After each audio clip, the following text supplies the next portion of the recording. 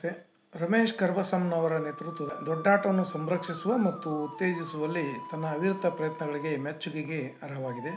ಈ ಕಲಾ ಪ್ರಕಾರವನ್ನು ಮುಂದಿನ ಪೀಳಿಗೆಗೆ ರವಾನಿಸುವ ಮೂಲಕ ಈ ಟ್ರಸ್ಟು ಶ್ರೀಮಂತ ಸಾಂಸ್ಕೃತಿಕ ಪರಂಪರೆಯ ನಿರಂತರತೆಯನ್ನು ಖಚಿತಪಡಿಸ್ತಾ ಇದೆ.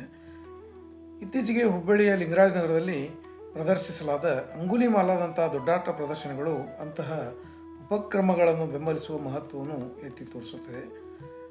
ಪ್ರದರ್ಶನಗಳಲ್ಲಿ ದೃಢೀಕರಣದ ಸಂರಕ್ಷಣೆ, ಸಾಂಪ್ರದಾಯಿಕ ಕಲಾ ಪ್ರಕಾರಗಳ ಉಳಿವಿಗೆ ನಿರ್ಣಾಯಕವಾಗಿದೆ.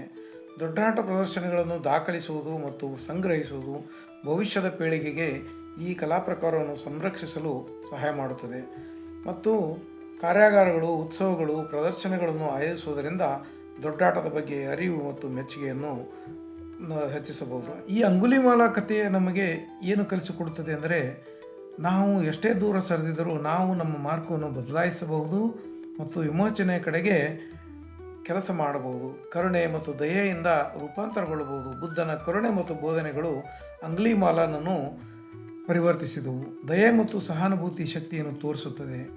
ಕುರುಡು ಭಕ್ತಿಯು ದಾರಿಯನ್ನು ತಪ್ಪಿಸಬಹುದು. ಅಂಗುಲಿಮಾಲನ ಗುರುಗಳ ಮೇಲೆ ಭಕ್ತಿಯನ್ನು ದುರ್ಬಳಕೆ ಮಾಡಿಕೊಳ್ಳಲಾಯಿತು. ಇದು ವಿಮರ್ಶಾತ್ಮಕ ಚಿಂತನೆ ಮತ್ತು ವಿವೇಚನೆ ಮಹತ್ವವನ್ನು ತೋರಿಸುತ್ತದೆ. ಅಂಗುಲಿಮಾಲನ ಕಥೆಯು ನಮ್ಮ ಕ್ರಿಯೆಗಳು ಪರಿಣಾಮಗಳನ್ನು ಬೀರುತ್ತವೆ ಮತ್ತು ನಾವು ಬದಲಾಗುವ, ಬೆಳೆಯುವ ಸಾಮರ್ಥ್ಯವನ್ನು ಹೊಂದಿದ್ದೇವೆ ಎಂಬುದನ್ನು ನೆನಪಿಸುತ್ತದೆ. ವ್ಯಕ್ತಿಗಳು ಮತ್ತು ಸಮಾಜವನ್ನು ಪರಿವರ್ತಿಸುವಲ್ಲಿ ಸಹಾನುಭೂತಿ, ದಯೆ ಮತ್ತು ಸಹಾನುಭೂತಿಯ ಮಹತ್ವವನ್ನು ಈ ಕಥೆಯು ಒತ್ತಿ ಹೇಳುತ್ತದೆ. ಇಂತಹ ಒಂದು ಮಾರ್ಮಿಕವಾದ ನಾಟಕವನ್ನು, ದೊಡ್ಡಾಟವನ್ನು ಪ್ರದರ್ಶನ ಮಾಡಿದ್ದು ಎಲ್ಲ ಕಲಾವಿದರು ಬಹಳ ಮನೋಜ್ಞವಾಗಿ ಈ ಒಂದು ನಾಟಕದಲ್ಲಿ ಭಾಗವಹಿಸಿದ್ದು, ಬುದ್ಧನ ಪಾತ್ರಧಾರಿಯಂತೂ ಬಹಳ ಚೆನ್ನಾಗಿ ಅಭಿನಯನ ಮಾಡಿದ್ದಾರೆ. ಮುನ್ನುಳಿದ ಕಲಾವಿದರು ಸಹಿತ ಅವರು ವೃತ್ತಿರಂಗ ಭೂಮಿಯ ಕಲಾವಿದರೇನೋ ಎನ್ನುವಂತೆ ಅವರು ಈ ಕಾರ್ಯವನ್ನು ಮಾಡಿದ್ದು ಬಹಳ ಒಂದು ಸಂತೋಷದ ಸಂಗತಿ.